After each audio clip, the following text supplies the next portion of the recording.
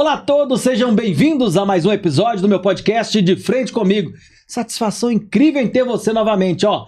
Tá aqui já o meu nome, o arroba para você que tá do outro lado aí, às vezes tá perdido, caiu de paraquedas aqui no canal, fica à vontade, você tá no canal certo. Então, para você que é meu seguidor, meu muito obrigado pela companhia de sempre, viu? Toda semana, episódios novos aqui no podcast, e essa onda que eu quero levar, viu? E quero te perguntar, inclusive, você que me acompanha sempre, o que você acha? Quem eu devo trazer aqui pro meu podcast? Pois é, aceito a sua dica e quero muito a sua contribuição. Então, escreva aqui nos comentários que eu faço questão de analisar e quem sabe eu posso trazer o convidado que seria, então, a sua indicação. Bom, com apoio e produção de LF Studio, se prepare, tá tudo certo. A partir de agora, é de frente comigo.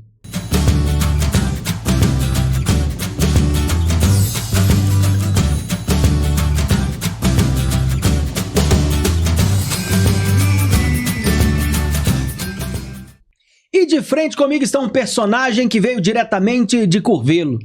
Meu povo, você conhece Curvelo? Se não conhece, precisa conhecer. Fica pertinho aqui de BH. E esse personagem é um cara de sucesso lá, um defensor da saúde. Uma pessoa que começou uma vida muito simples, humilde e hoje é vereador na cidade. Por isso te apresento, meu querido Douglas Veríssimo. Um prazer ter você aqui, meu irmão. Prazer, Pablo, Thiago. Alegria muito grande estar aqui no seu programa, no seu podcast. Satisfação a minha você ter aceitado o convite e participar conosco aqui, porque algumas pessoas nos indicam personagens aqui, indicam figuras que possam participar. Seu nome foi um deles, por isso você está aqui de frente comigo e eu quero saber muito da sua história, viu? Hoje é o dia de destrinchar a sua história para o povo entender melhor, viu, Douglas? Vamos lá. Olha só, eu comecei falando aqui, meu povo que me acompanha sabe muito bem, trouxe o Douglas, que é uma referência política na cidade de Curvelo, mas também que tem uma história de vida, né, Douglas, por trás disso tudo.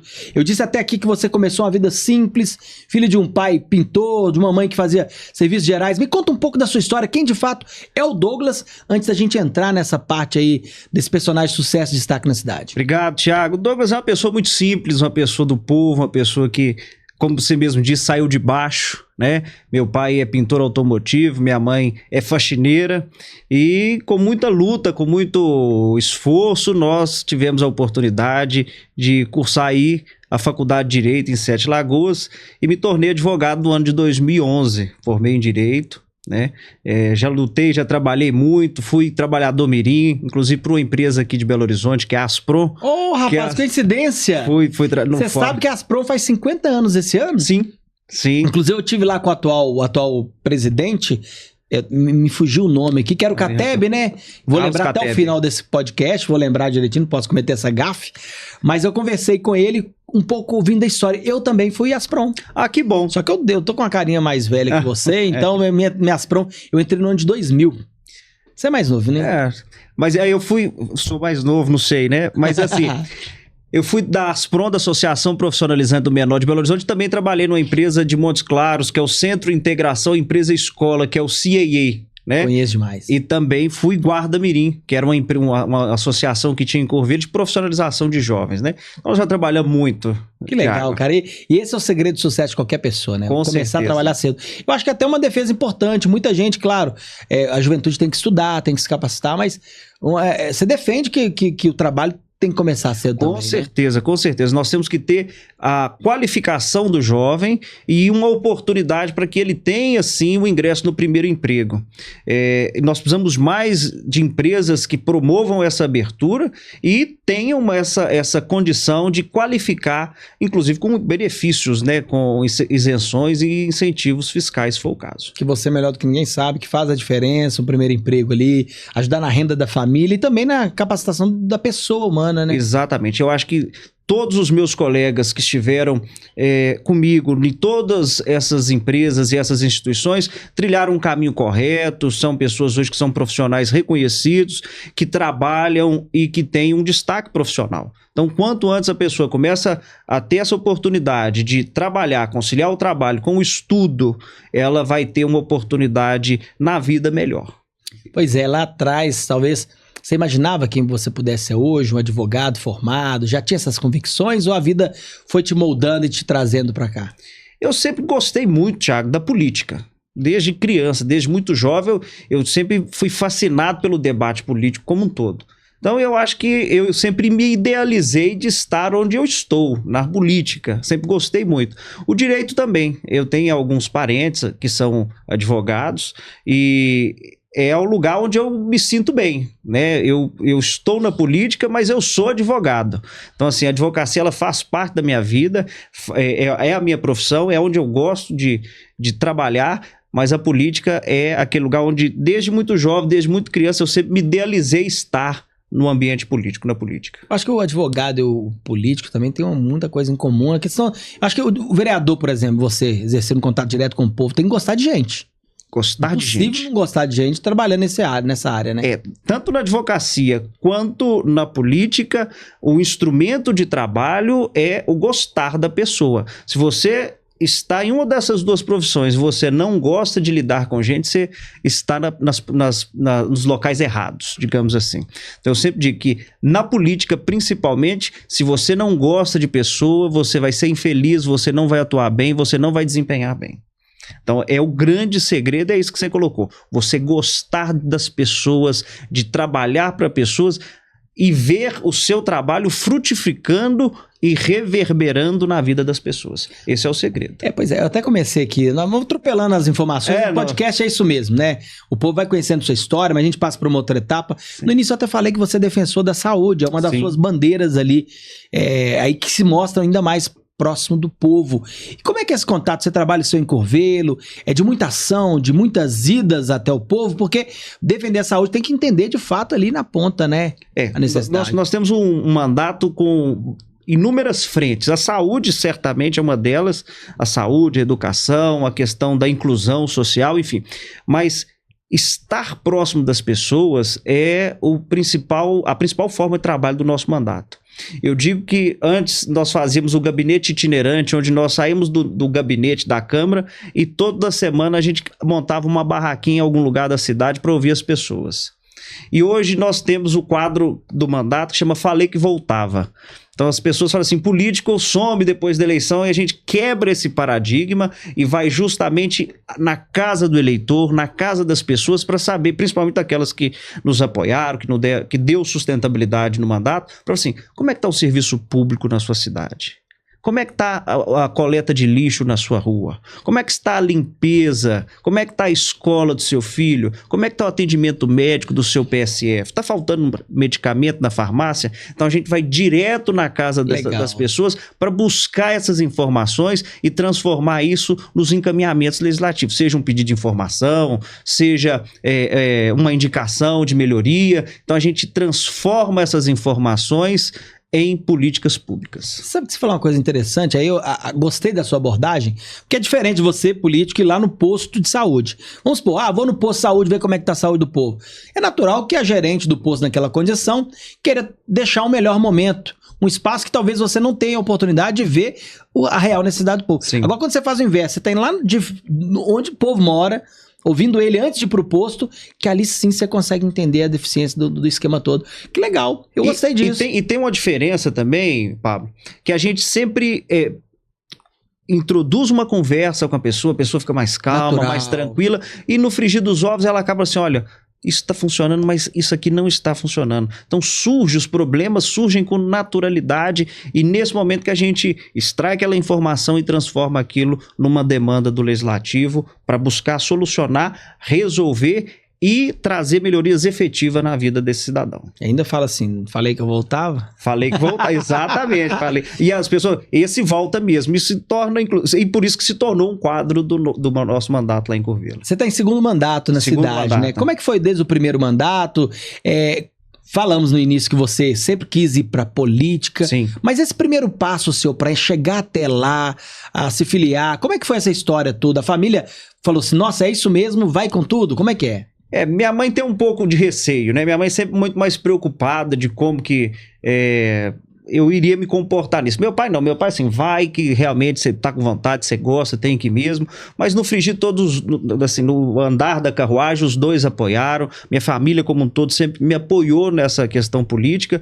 E por gostar, eu sempre acompanhei os movimentos. Então, eu não tive muita dificuldade, por exemplo, em escolhas de partido, como que funciona o sistema, a advocacia, o direito, ele te ajuda muito nessa construção. Então, assim, não foi tão difícil o início, mas o que é mais complicado no início, Thiago, é você às vezes lidar um pouco com uma crítica ou outra, mas isso você vai acostumando, você vai criando uma couraça, você vai ficando calejado e com o tempo essas críticas que acabam acontecendo, elas se tornam comuns, a grande maioria das pessoas, elas aplaudem o trabalho que você faz e as críticas, quando elas são negativas, a gente acaba superando com mais facilidade. E quando advogado, você se envolvia em causas sociais? Como é que era a sua atuação como advogado, antes de parlamentar, vamos dizer assim? Eu advoguei muito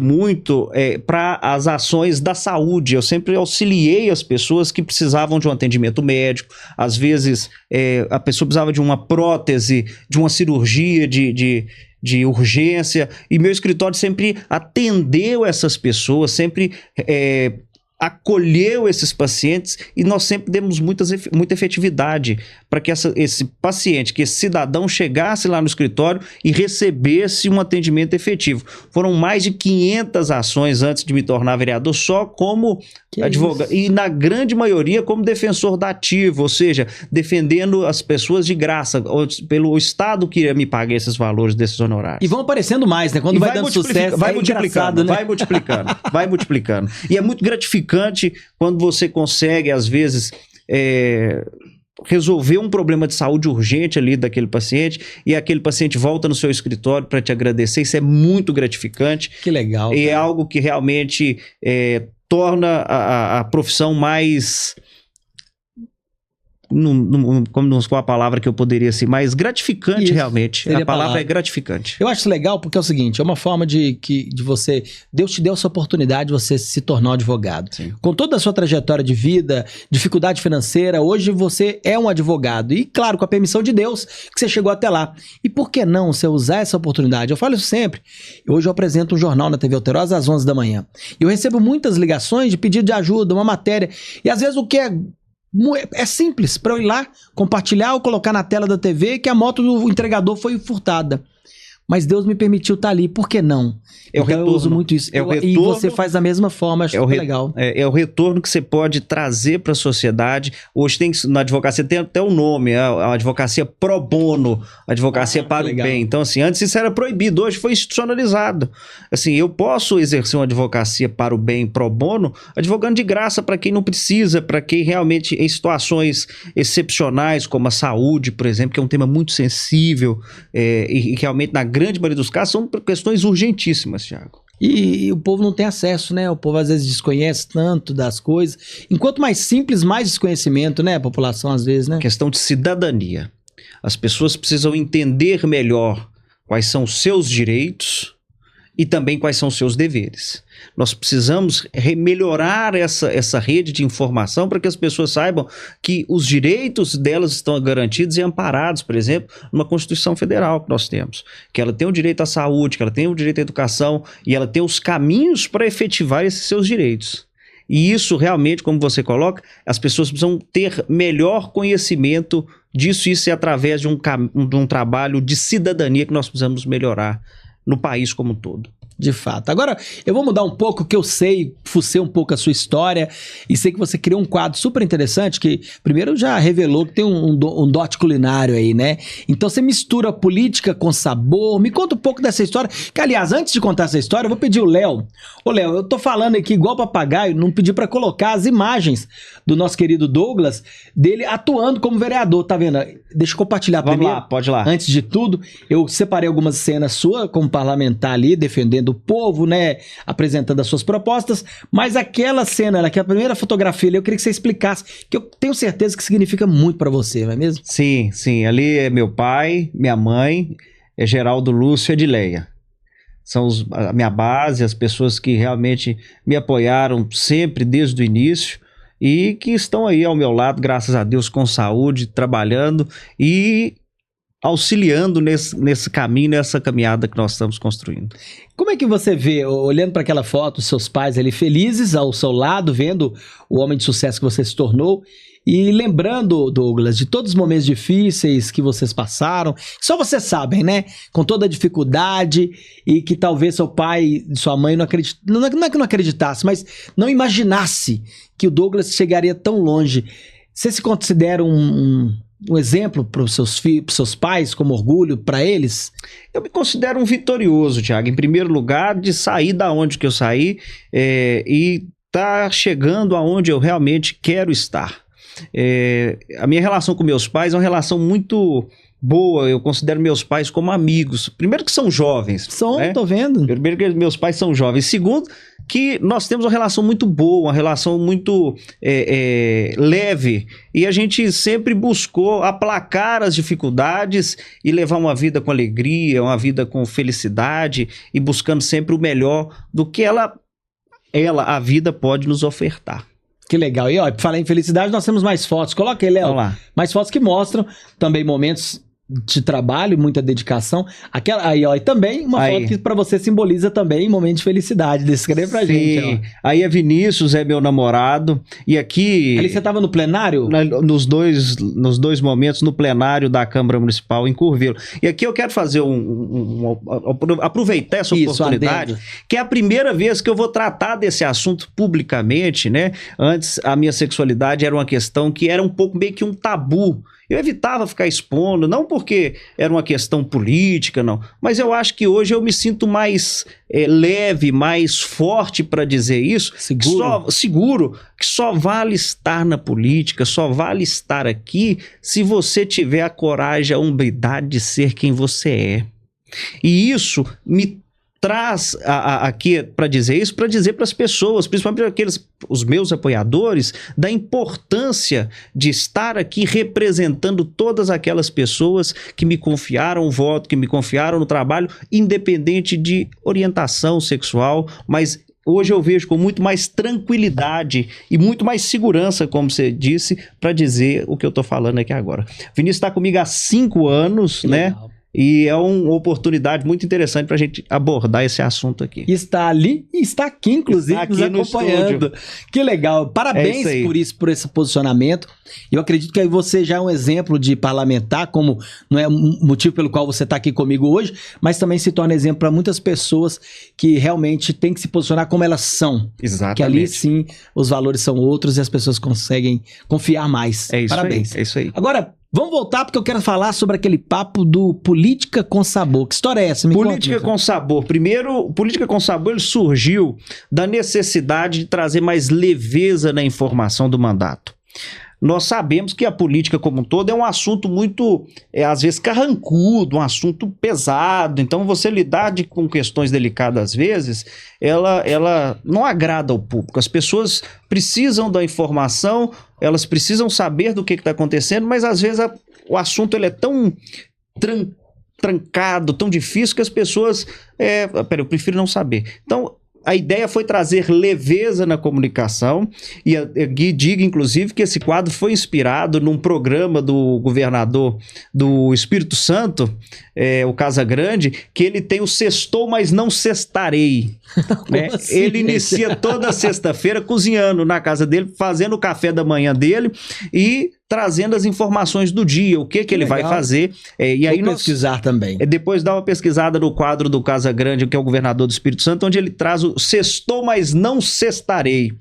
E aí tudo na vida se copia, se aprimora. Nós pegamos o Política com Sabor como uma forma de fazer um resumo semanal de todas as ações políticas do mandato. Que legal. Então a gente vai cozinhando, preparando algum prato e comunicando, olha, nós fizemos isso, estivemos participando de uma reunião assim, assado, aprovamos o projeto de lei assim, temos uma indicação assim. Nem sempre, né, a gente traz as notícias como a população gostaria, mas a gente sempre tenta trazer a comunicação com leveza e com uma forma de tornar o assunto mais palatável para as pessoas. E tem interação do público? Isso é postado nas suas redes sociais, no Instagram? Como é que é? A adesão do Política com Sabor é gigantesca. Inclusive, até cortar aqui, eu não sei, eu não pedi o Léo da LF, o Léo, talvez, não sei se ainda tá em tempo, da gente tentar colocar a rede social aqui do Douglas, se for possível, tudo certo.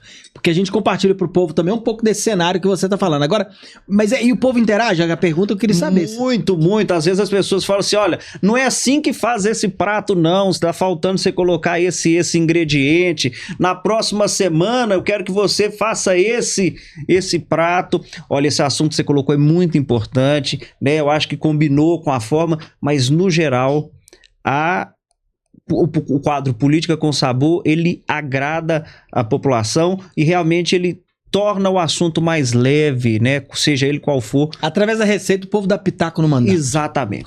É isso mesmo. É isso. O tempero do mandato fica mais saboroso. Por mais que às vezes seja apimentado, às vezes um pouco mais salgado, mas tá ali, tá dito.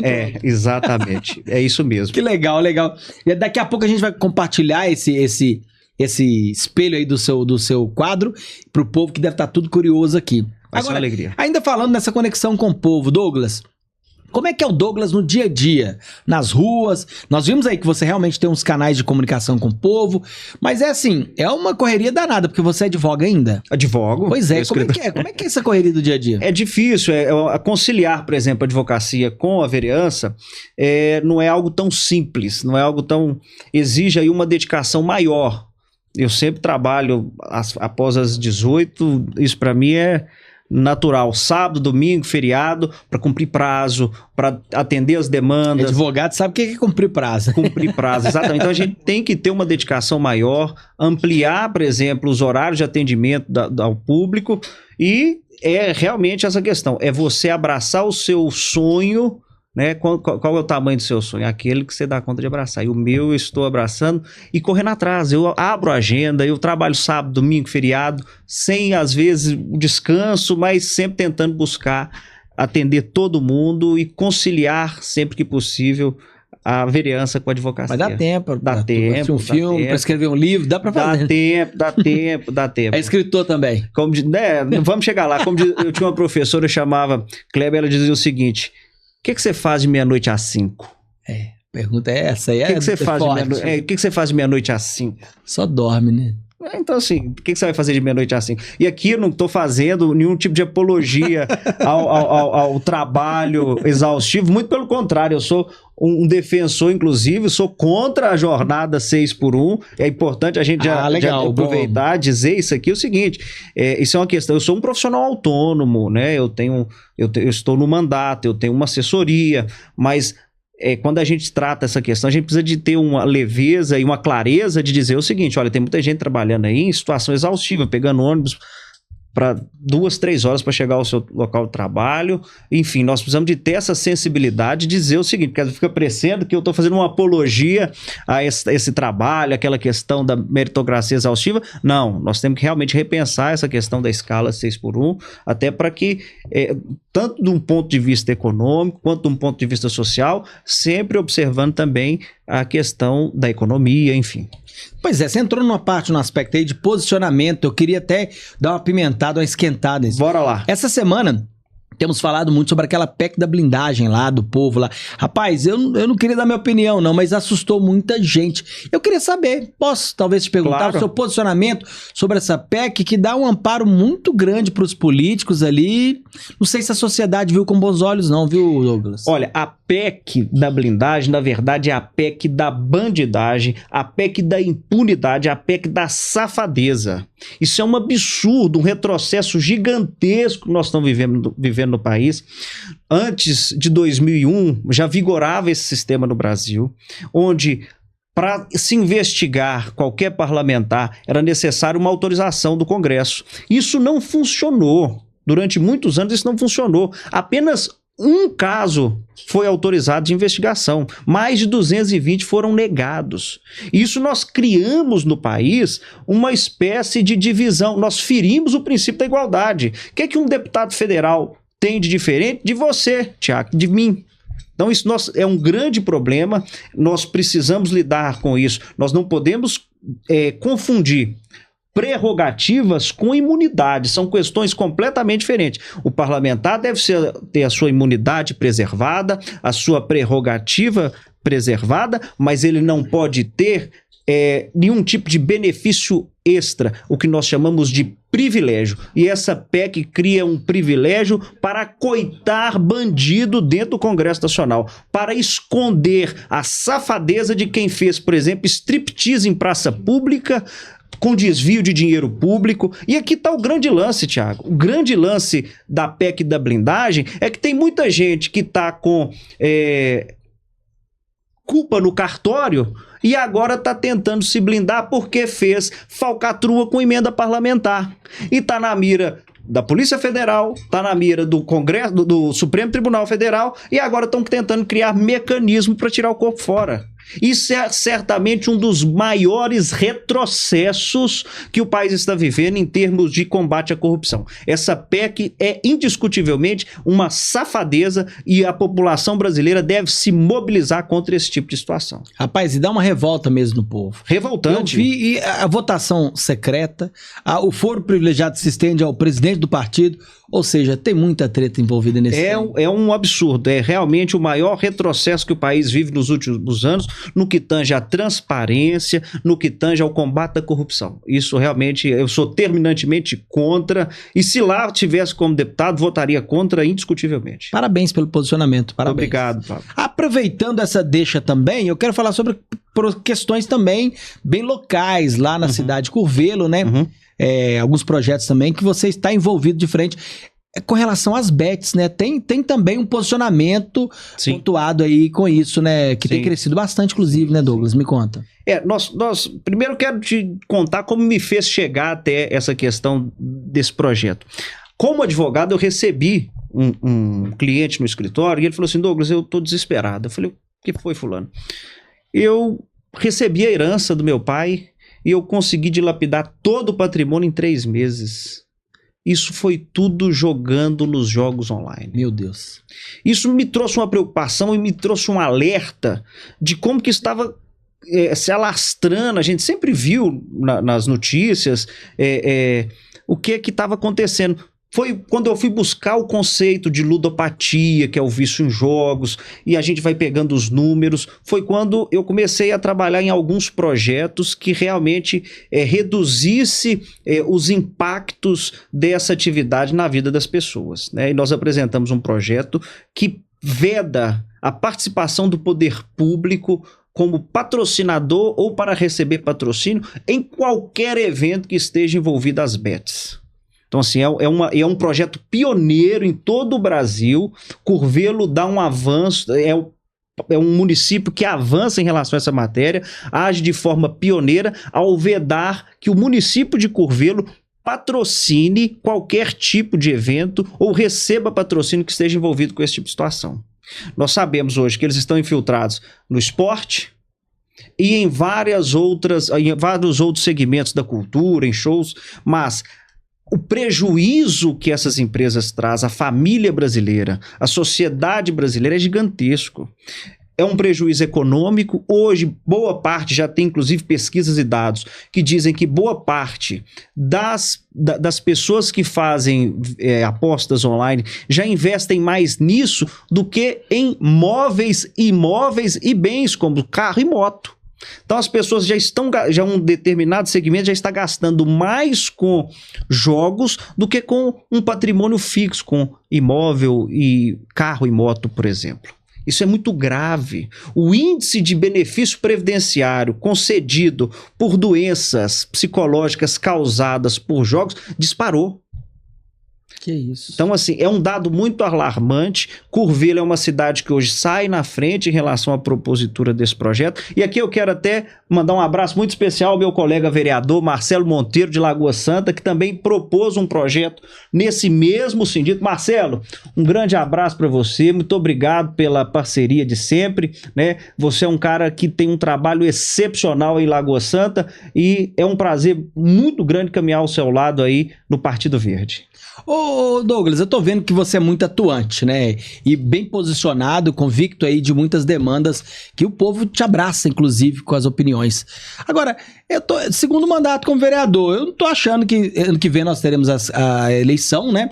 Eu tô achando que o povo vai querer que você migre aí para um outro cargo político. Você já pensou, deputado estadual, Já federal? pensei, eu quero aqui aproveitar a oportunidade, Pablo, para dizer o seguinte: eu sou pré-candidato a deputado estadual pelo Partido Verde em Minas Gerais. Nós precisamos resgatar a boa política em Minas Gerais, uma política que é voltada para a população de Minas, para resolver os problemas dos mineiros, uma política de enfrentamento das dificuldades que o Estado vem enfrentando, uma política com P maiúsculo, uma política que realmente, Thiago, resolva a vida dos mineiros, não uma política de ataques pessoais e que não traz nenhum tipo de benefício. Nós vamos sim, eu sou pré-candidato a deputado estadual pelo Partido Verde em Minas Gerais, com muita alegria, nós vamos para esse desafio em 2026. Com política e sabor, inclusive, né? Vamos estender o Política com Sabor para todo o estado de Minas Gerais. Show de bola. Inclusive, eu vou até pedir o Léo para colocar aqui agora sua rede social para compartilhar com o povo. Vai fechar aqui na tela agora. Agora o negócio tá mais chique aqui na LF Studio. Tá aí a rede social do nosso querido Douglas Veríssimo. Para quem ainda não segue, já deixa aqui, ó. Como é que é o arroba mesmo? Arroba o Veríssimo 1. Ah lá, arroba o Veríssimo 1. Essa é a rede social do Douglas Veríssimo. Agora sobe aí, Léo. Sobe aí pra gente acompanhar um trecho aí. Clica em algum Política com Sabor aí pro povo ver. Qual que é ali, Douglas? Olha, o último, esse aí que nós preparamos, tá Vinícius e Carlinho da Lotação cantando, nós preparamos uma costela no fogo de chão. Ó, rapaz, que legal, hein? Tem áudio aí, Léo? Coloca pra gente ver aí. Nós levantamos...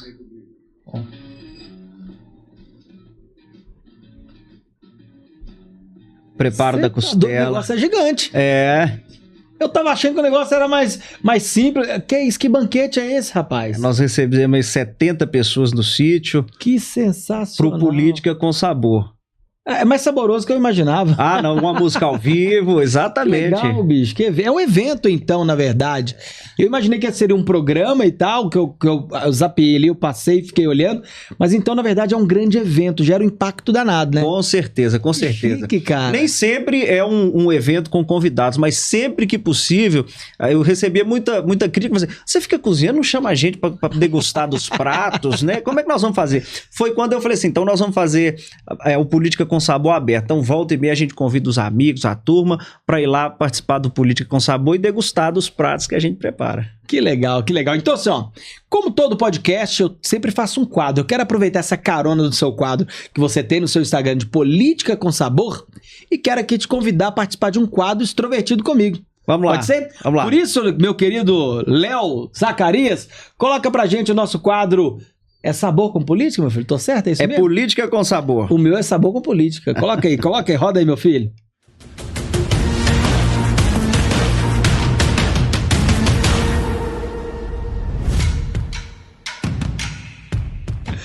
Pois é, meu povo, eu vou fazer um desafio aqui com o Douglas. Douglas, eu quero te fazer um desafio. Vou falar algumas situações, personagens do universo político, enfim, cultural, cotidiano. Você precisa responder de bate-pronto.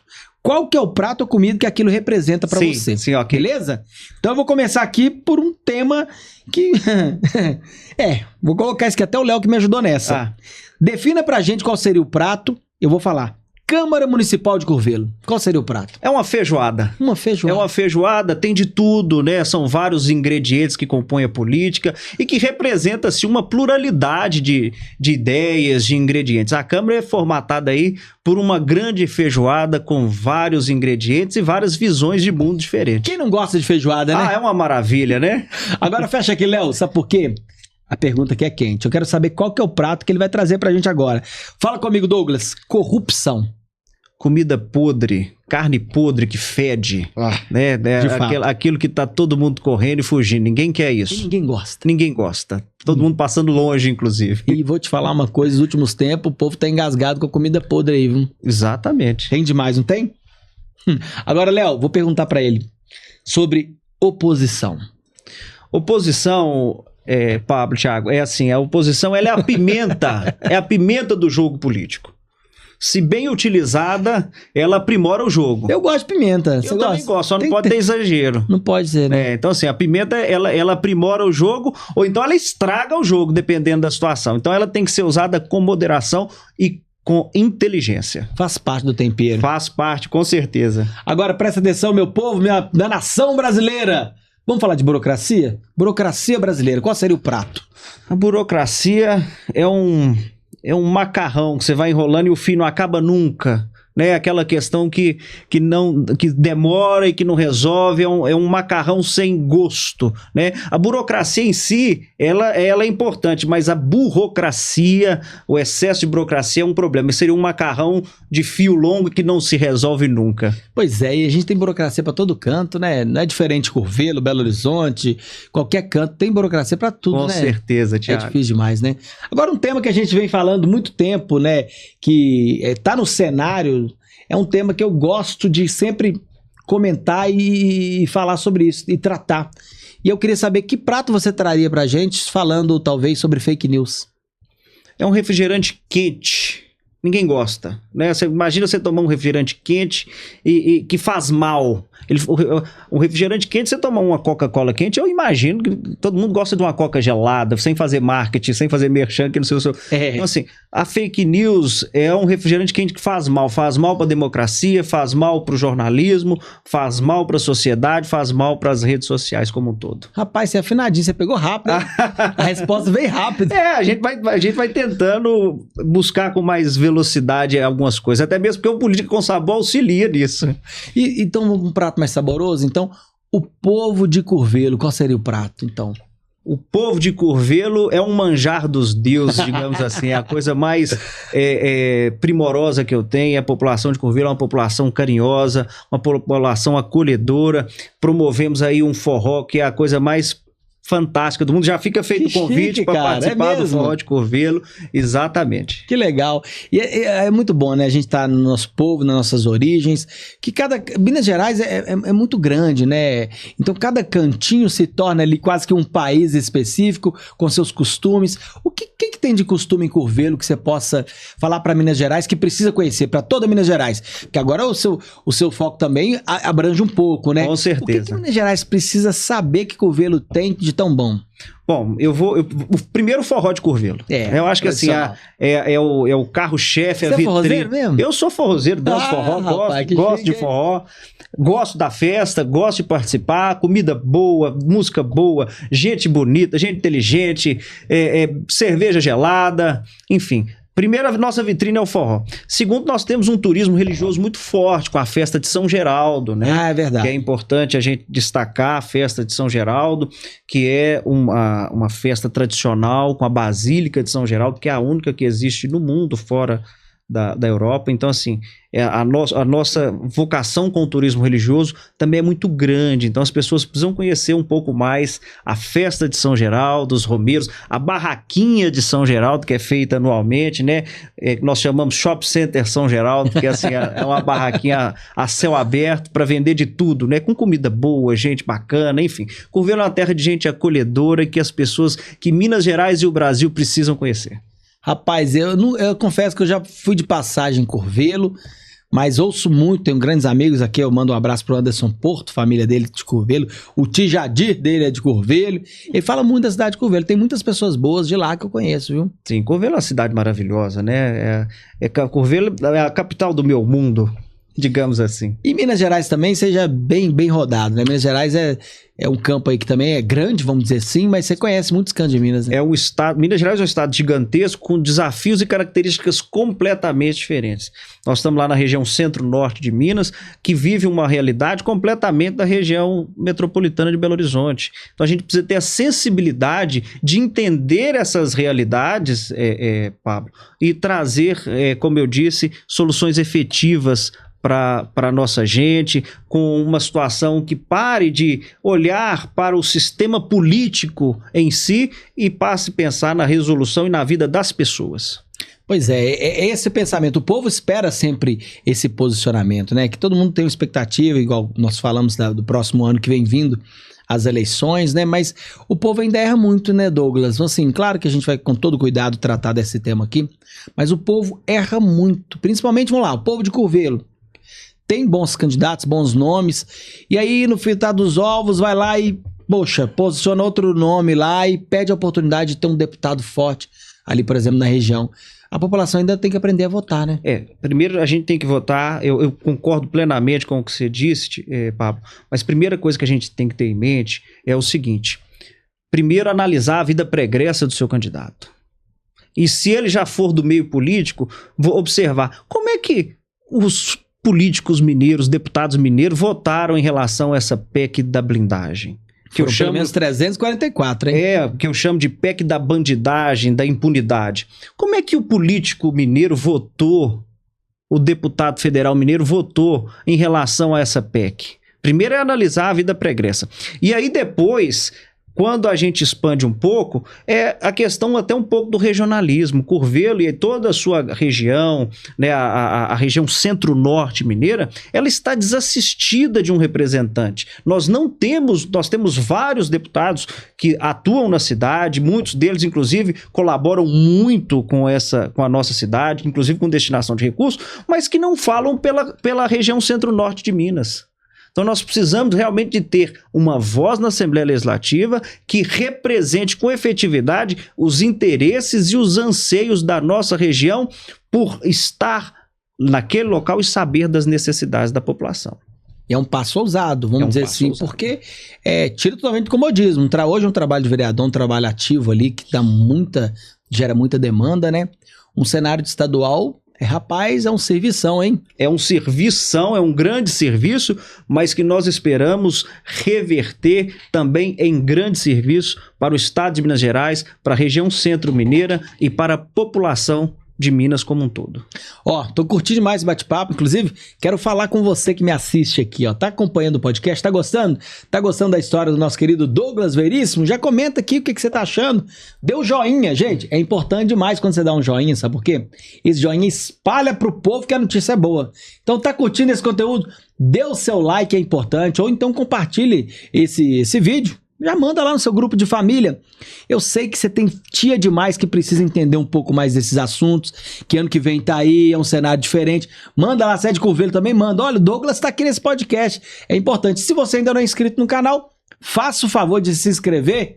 Forma com a gente aí esse time que todas as terças-feiras, as quartas-feiras, tem acompanhado aqui novos episódios junto de frente comigo, meu povo. Obrigado mais uma vez. Agora voltando aqui pro nosso querido Douglas, é um bate-papo que a gente vai pra lá, vai pra cá e não volta, né? Douglas, pensando também nesse cenário estadual, você como advogado também possa ter uma visão muito mais ampla com tudo isso, né? Como que o advogado hoje, com a experiência de parlamentar, pode talvez futuramente ser um bom deputado, por exemplo? Como é que você vê esse cenário? Você colocou um assunto muito importante. A advocacia ela auxilia muito, Pablo, Thiago, em relação ao exercício parlamentar, seja de um vereador, seja de um deputado, de um senador, porque ele já tem um conhecimento prévio do que seria o Estado Democrático de Direito, o que é uma Constituição Federal, o que é uma norma constitucional, as normas infralegais, a diferença de uma resolução, de um decreto e, acima disso, a produção do processo legislativo. Isso facilita muito. E traz também a questão de conhecimento técnico em algumas questões muito claras, que às vezes, olha, você pega um projeto, você já consegue identificar, na grande maioria das vezes, que esse projeto ele é inconstitucional. Que ele vai... Que é só o oba-oba ali, né? Só pra fazer o oba-oba. videozinho no Instagram. É só... O que tem demais não tem, rapaz? É só o oba-oba, só para aparecer na internet e gerar engajamento. Então nós precisamos de gente que trabalhe com técnica. Nós precisamos de realmente políticos que observem a técnica e que saibam exatamente o que estão fazendo. Né? É importante, às vezes, você divulgar o seu trabalho. As redes sociais elas exercem um papel fundamental na questão da informação e da comunicação, mas é preciso saber utilizar isso com moderação. Você utiliza, às vezes, as redes sociais para anunciar medidas completamente inconstitucionais, ilegais e que vão completamente contra a lei. Então, eu acho que a função do advogado na política, ela é extremamente importante e facilita muito o exercício do mandato parlamentar. A saúde no Estado. precisa ter outros olhos? Porque você fala muito sobre saúde, né? A defesa de uma saúde para o Estado. Como é que você... eu sei do cenário, que a gente se compõe muito cenário municipal, que é natural, você vive a cidade, né? Mas a questão da saúde, quando se fala de Estado, é também um olhar especial, né? Tem que ter um olhar especial, né? É um desafio muito grande que nós observamos. Eu acompanho, inclusive, a Comissão de Saúde na Assembleia, a Comissão de Legislação, e a gente observa, por exemplo, o Estado fazendo o sucateamento de grandes hospitais, por exemplo, em Belo Horizonte. Eu tenho acompanhado aí a luta em relação ao Hospital João 23, nós sabemos, inclusive, dos problemas que envolvem os hospitais regionais e a falta de apoio de recursos em relação a essa situação. É preciso encarar os problemas, Thiago, com muita clareza. Olha, o nosso problema hoje é esse, nós precisamos priorizar os recursos nossos para resolver. Nós temos dois grandes problemas, a saúde e a educação. A saúde é um problema emergencial que geralmente toma um recurso de forma mais emergente, a educação é um setor de política pública que demanda mais planejamento e um orçamento mais escalonado. A saúde em Minas Gerais, eu observo que ela está completamente abandonada. Ela está jogada literalmente às traças. E realmente nós precisamos de representantes que busquem resolver esse problema de maneira efetiva, né? E com clareza. Olha, nós temos que priorizar os recursos para a construção dos hospitais regionais, nós precisamos realmente valorizar os profissionais, os servidores da saúde, e nós temos que ter, olha, as dificuldades são essas. O que falta hoje, por exemplo, na minha visão em relação ao governo do Estado, é clareza em lidar com os problemas. O governador hoje só fala para o seu público, ele só fala para a sua galera, ele não fala mais para o Estado como um todo. Ele precisa voltar aos olhos, ainda nesse resto de mandato, para o público, para a população do estado todo. Nós precisamos conversar com a população e encarar os problemas de uma maneira muito clara. E olha, as dificuldades são essas, os desafios orçamentários são esses, mas nós temos uma solução passando por isso. E o que a gente observa é o governador falando somente para a sua galera, falando somente para o seu público e deixando, por exemplo, a saúde e a educação de lado. É complicado. Eu queria falar com você também o seguinte, falando ainda de saúde e falando desse problema que o Estado ainda tem essa dificuldade, eu concordo com você, inclusive. Eu fiz uma matéria outro dia ali na região hospitalar. Muitos, como vocês são da região metropolitana, né? Muitos munícipes aí vêm desses interiores para a capital. E às vezes vem no veículo da prefeitura, uma van locada e tudo mais. Mas nem todas as cidades têm as casas de apoio aqui na capital. Uhum. E muitos ficam ali, rapaz, esperando a hora de ir embora, o fulano fazer consulta para voltar todos juntos. O que você pensa desse... comentário, né? Que não estou falando nada de projeto, né? Isso não, tá? Eu queria saber a opinião sua mesmo com relação a essas pessoas que ficam ali às vezes aguardando... Deveria ter um projeto para essas pessoas, porque é complicado. A minha cidade, por exemplo, não tem uma casa de apoio, o município de Curvelo não tem uma casa de apoio em Belo Horizonte em relação aos pacientes que necessitam de tratamento aqui na capital. O que nós precisamos pensar é realmente de redimensionar o atendimento regionalizado, primeiro para descarregar o sistema da capital, para que esses pacientes possam receber o tratamento especializado mais próximo de casa, né? E para aqueles que realmente, efetivamente, necessitem se deslocar da capital, é preciso pensar numa política estruturante, e quando fala de política estruturante, envolve um diálogo com o Estado, com os municípios, de atendimento desse público. Eu sei de pacientes que vêm para Belo Horizonte e que ficam um dia todo sem comer porque não tem condições financeiras de comprar um salgado, um lanche. A gente precisa facilitar o acesso desse paciente através de uma rede regionalizada. E para isso, os hospitais regionais exercem um papel fundamental. Nós precisamos estruturar nas micro-regiões da saúde uma melhor condição de atendimento desses pacientes. Para, primeiro, desafogar esse atendimento na capital e, segundo, para trazer mais dignidade para o paciente, para que ele possa ser atendido mais próximo da sua residência. Falou tudo, dignidade seria a palavra. Que é triste, né? Tem vezes que tem idosos, muito triste, filhos pequenos ali. Um transporte às vezes precário, uma ausência de estrutura para alimentação. Às vezes o paciente até recebe um atendimento muito rápido aqui na capital, mas tem que ficar o dia inteirinho esperando os outros pacientes para voltar para a sua cidade. Então a gente tem que realmente colocar, e aí é uma questão de colocar o povo mineiro em prioridade, deixar o debate ideológico um pouco de lado, deixar o debate em relação às críticas pessoais do candidato A e do candidato B, para aplacar e resolver os problemas reais da vida das pessoas. É o que o povo quer. E é o que as pessoas precisam. Pois é, você apontou no início também, falando sobre a questão da educação. E aí vou falando no âmbito estadual, né? Nós estamos nesse assunto, vou dar, como diz na polícia ali, desembalar da carreira. Eu tenho percebido que muitas escolas estaduais têm fechado as portas. Não sei qual que é a estratégia, eu mesmo moro próximo ali do bairro 1º de Maio, bairro Providência ali, onde uma escola conhecida como Alberto Mazzoni, tradicional, está sendo fechada e vai ser usada como um arquivo, por exemplo. O Estado tem, parece que, investido menos em educação. Não estou falando de dado, que eu não sei números, mas como cidadão eu tenho percebido que a educação estadual tem sido um pouco tocada de qualquer jeito. É porque as pautas das políticas públicas, elas têm ficado no segundo plano. A administração estadual, ela não tem colocado em prioridade os problemas reais. Fechar uma escola é uma tristeza em qualquer circunstância. Verdade. Mas nós temos que analisar em alguns pontos. Olha, aquela escola está sendo fechada porque nós vamos aglutinar 2 escolas, por exemplo, porque não tem demanda para as 2. Ok. Então, nós temos que fazer uma junção, porque nós não temos mais, o número de alunos tem reduzido na rede estadual. Isso é um fato.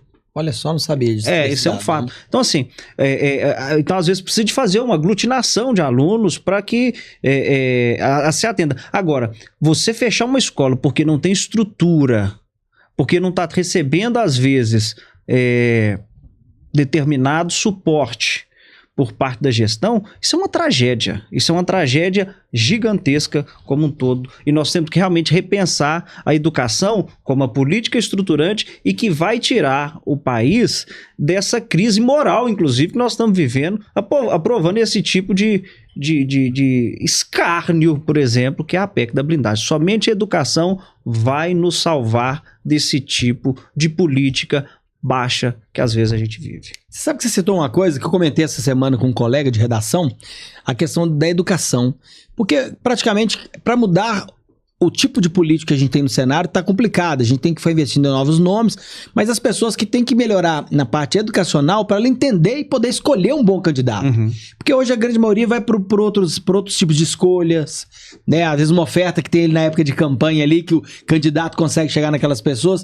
Mas a educação, com certeza, pode mudar o cenário político, né? Do país futuramente. A questão da cidadania, de você ensinar a cidadania àquelas pessoas, de que quando você ensina que a importância do voto, a importância da escolha dos seus representantes, que você não deve trocar o seu voto por um saco de cimento, que você não deve trocar o seu voto por um favor, que você não deve trocar o seu voto por uma cesta básica, e que você precisa sim buscar escolher representantes que realmente vão ali dentro do cenário político te representar, lutar pelos seus direitos, que conhecem as dificuldades da sua região, que conhecem os problemas locais, aí sim você começa a transformar a vida das pessoas. E a educação ela exerce um papel estruturante na formação, na consciência ética e de cidadania desses alunos, desses cidadãos que daqui a muito pouco tempo vão estar fazendo as escolhas dos seus representantes. É somente através da educação que nós vamos sair desse lamaçal moral que nós vivemos. Educação transforma. A educação transforma. Olha só, nós estamos partindo para a reta final do nosso bate-papo, mas enquanto você pensa uma mensagem final, principalmente para o povo de Minas Gerais, né, o que você pode concluir com tudo isso, como você se vê daqui a 5 anos, vamos dizer assim, eu acho que é importante também a gente colocar isso, mas principalmente falando para essas pessoas que estão perdendo a crença na questão política, estão desanimando diante de um cenário como a PEC da blindagem que nós falamos, de um cenário em que se movimentam tanto para aprovar determinadas leis nas cidades aí que não são frutíferas, mas que talvez um recado para essas pessoas, que elas possam ter esperança, que elas possam acreditar que a mudança possa de fato estar em acreditar no outro, né? Mas enquanto você pensa aí, deixa eu dar um recado pro povo aqui, meu povo que me acompanha. Mais uma vez, quero agradecer a todos vocês que nos acompanham, mas quero dizer para você do outro lado, que ainda não é inscrito aqui no meu canal, De Frente Comigo, meu filho, toda semana tem podcast novo, toda semana tem história diferente. Por isso eu sempre peço para você se inscrever, dar o joinha, até compartilhar. Então, esse é meu pedido que eu te faço sempre e quero te pedir outra coisa também. Comenta aqui o que você tá achando desse podcast. Fala a verdade, fala o que você pensa, meu filho, não tem problema não. E comenta também quem você acha que eu devo trazer no próximo episódio aqui. Marca o nome da pessoa aqui, que com certeza nós vamos avaliar aqui. Quem sabe podemos chamar a sua indicação para estar aqui no estúdio da LF Produções De Frente Comigo, tá bom? Agora joga pra cá, conta pro povo. Sem esperança não vale, acreditar é o que vale, né? Conta nessa câmera pra gente. Eu quero aqui mandar um recado muito forte para todos os mineiros, para toda a população de Minas Gerais. Não podemos perder a fé. Minas Gerais tem jeito. Minas Gerais é a terra de JK, é terra de gente grande que sempre fez política com P maiúsculo. Nós precisamos retomar as nossas origens através de homens públicos pautados pela ética, pela moralidade pública e que não ficam fazendo teatro e transformam a política num grande circo. Show de bola, gostei. Ô Douglas, quero agradecer mais uma vez a sua participação, dizer que eu tô muito feliz por você ter recebido o nosso convite, aceitado inclusive, e vindo, né, marchado lá de Curvelo pra cá. Meu irmão, muito obrigado, gratidão pura, viu, por você ter vindo aqui. Eu que agradeço a oportunidade, o convite, dizer que foi uma alegria muito grande de estar aqui com você em seu programa, Thiago. A alegria é toda minha. Meu povo, mais uma vez, meu muito obrigado por você que está aqui nos acompanhando. Ó, lembrando que todo dia, 11 da manhã, eu tô lá ao vivo na TV Alterosa. Alterosa Agora, você me acompanha por lá também, viu? Muita notícia, informação, vai pra todo canto, passa até em Curvelo, viu, meu filho? Assiste lá também. Muito obrigado mais uma vez por sua participação. Lembrando, semana que vem tem um episódio novo, não deixe de ficar ligado aqui no nosso canal. Ah, se você ainda não clicou na notificação, clica lá. E se lembre sempre, ó, onde Deus passa, nada embaraça. Até a próxima.